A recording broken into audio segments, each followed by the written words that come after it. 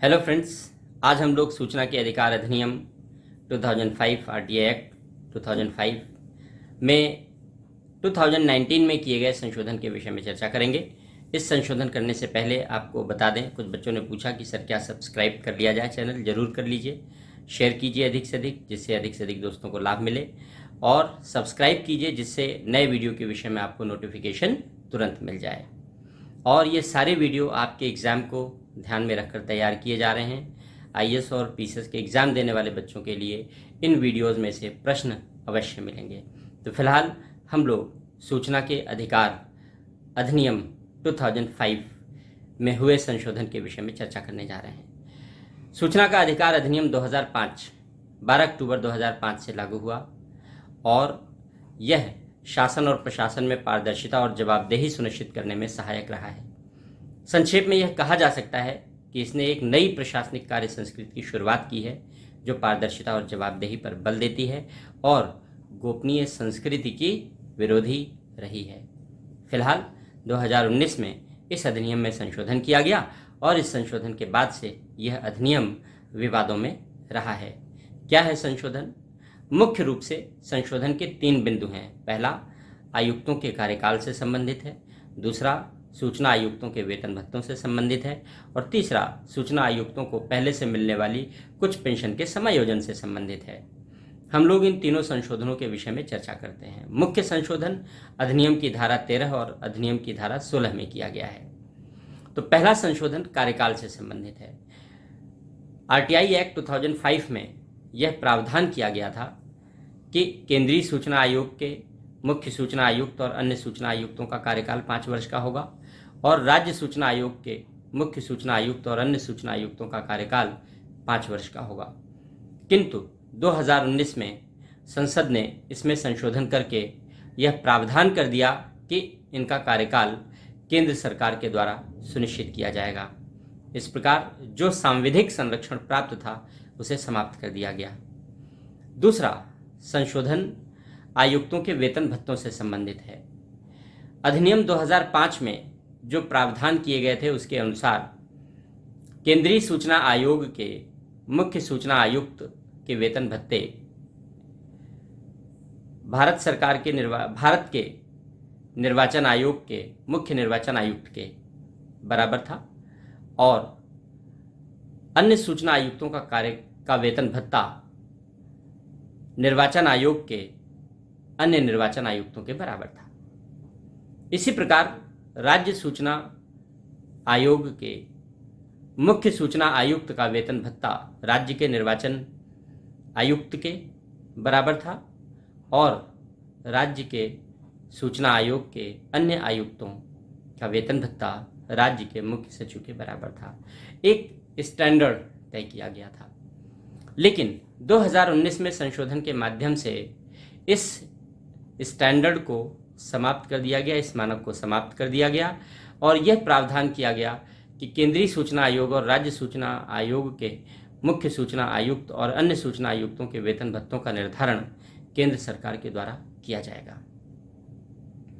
और तीसरा संशोधन जो ज़्यादा विवादित नहीं है, ज़्यादा विवादित यही 2 संशोधन है। तीसरा संशोधन यह किया गया कि यदि केंद्रीय सूचना आयोग और राज्य सूचना आयोग के अध्यक्ष और सदस्यों को यदि पहले से कोई पेंशन मिल रही है, यानी वे किसी ऐसी सेवा में रहे हों जहां से रिटायरमेंट के बाद उन्हें इस पद पर नियुक्त किया गया हो, तो अगर उन्हें पहले से कोई पेंशन मिल रही है तो आयुक्तों के रूप में उन्हें जो वेतन भत्ते दिए जाएंगे उस पेंशन का उन वेतन भत्तों के साथ एडजस्टमेंट कर लिया जाएगा, समायोजन कर लिया जाएगा, यानी उसमें वो धनराशि कम कर दी जाएगी। फिलहाल इस प्रावधान को पूरी तरीके से समाप्त कर दिया गया है, इसे खत्म कर दिया गया है। तो जो प्रावधान विवादित हैं, अब हम उन प्रावधानों पर चर्चा करते हैं।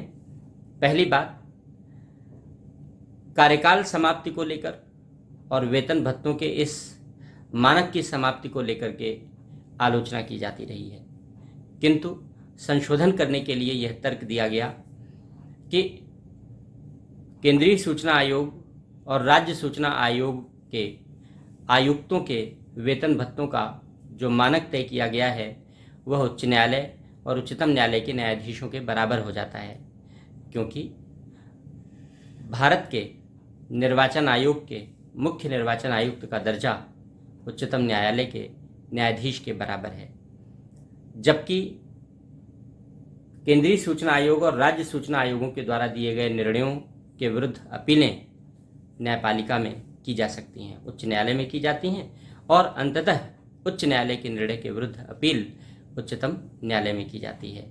इसलिए यह दर्जा दिया जाना तर्कसंगत नहीं था। इसलिए ऐसे दर्जे को समाप्त करने के लिए यह संशोधन किया गया है। फिलहाल यह संशोधन आलोचनाओं के केंद्र में है, क्योंकि यह कहा जा रहा है कि इस संशोधन ने आयुक्तों को, केंद्रीय सूचना आयोग और राज्य सूचना आयोग के मुख्य सूचना आयुक्त और अन्य आयुक्तों को जो सांविधिक यानी कानूनी संरक्षण प्राप्त था उसे समाप्त कर दिया गया है।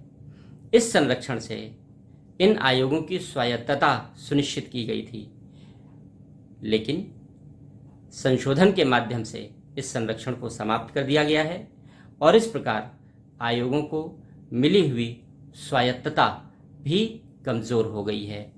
स्वाभाविक सी बात है कि सूचना आयोगों का स्वतंत्र रहना आवश्यक माना जाता है, जबकि संशोधन के माध्यम से दायित्व केंद्र सरकार को दे दिया गया है।